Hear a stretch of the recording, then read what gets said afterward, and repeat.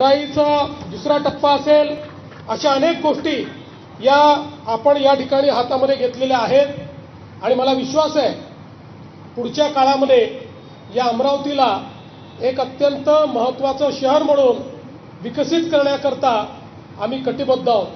आपल्याला कल्पना आहे की भाऊसाहेब पंजाबराव देशमुखांनी या अमरावतीमध्ये आणि मग पश्चिम विदर्भ आणि विदर्भामध्ये शिवाजी शिक्षण संस्थेच्या माध्यमातून शिक्षणाचा प्रचार आणि प्रसार केला आणि आज अमरावती आणि या परिसरामध्ये मोठ्या प्रमाणात आमची मुलं शिकत आहेत आणि आमच्या मुलांची इच्छा आहे की अमरावतीमध्ये IT देखील आलं पाहिजे.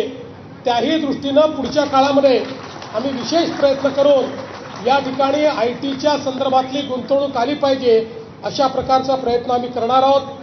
आज खरं म्हणजे मला फार उशीर झाला आहे कारण मला अकोल्याची सभा करायची आहे आणि एअरपोर्टवरनं 5:30-6 नंतर फ्लाईट तिकडच्या उडणार नाही, त्यामुळे मी अधिक या ठिकाणी बोलणार नाही.